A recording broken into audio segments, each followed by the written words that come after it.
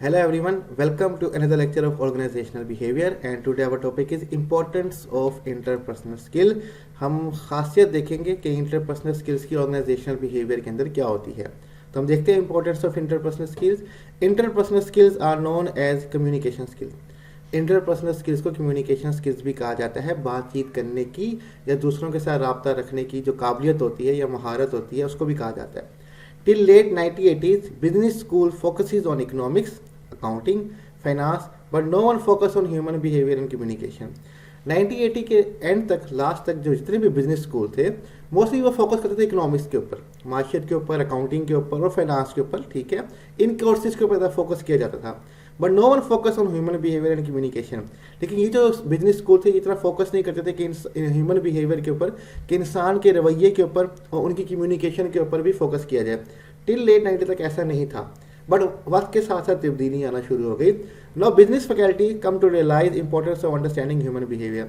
अब जितनी भी बिजनेस फैकल्टी है वो उन्होंने रियलाइज़ किया कि इंपॉर्टेंस है कि हमें इंसानी बिहेवियर यानी कि ह्यूमन बिहेवियर को अंडरस्टैंड करना चाहिए, समझना चाहिए. ठीक है, टिल लेट 1980s तक नहीं था, बट नाउ अब जितने भी बिजनेस फैकल्टी हैं वो ये समझते हैं कि ह्यूमन बिहेवियर जो है वो बड़ा इंपॉर्टेंट हो जाता है.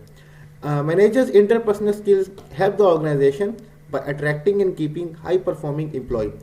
अब जो मैनेजर्स के इंटरपर्सनल स्किल्स होते हैं यानी कि लोगों से बातचीत करने का जो तरीका है वो मददगार साबित होता है ऑर्गेनाइजेशन के लिए कि वो अट्रैक्ट करे और कीप करे यानी कि रखे, रिटेन करे अपने परफॉर्मिंग एम्प्लॉयज़. जो ऐसे एम्प्लॉय जिनकी कारकर्दगी अच्छी होती है उनको अट्रैक्ट करे ऑर्गेनाइजेशन के अंदर कि वो आपकी ऑर्गेनाइजेशन ज्वाइन करें, और अगर ज्वाइन कर ले तो फिर छोड़ के ना जाए.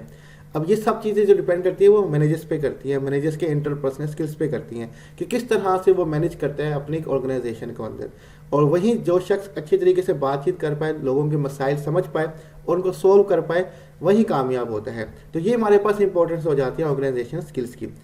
आगे देखते हैं. If communication and relation between employees and supervisor is good, it can generate better result in the organisation.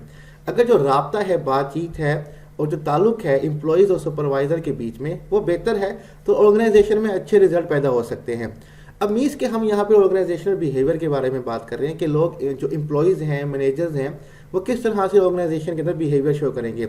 अब यही बात है, अगर सुपरवाइज़र और एम्प्लॉय के बीच में ताल्लुक अच्छा होगा तो ऑर्गेनाइजेशन का माहौल जो है वो अच्छा रहेगा और तमाम काम जो है, जो टास्क हैं, जो गोल्स हैं वो टाइम पे होते रहेंगे.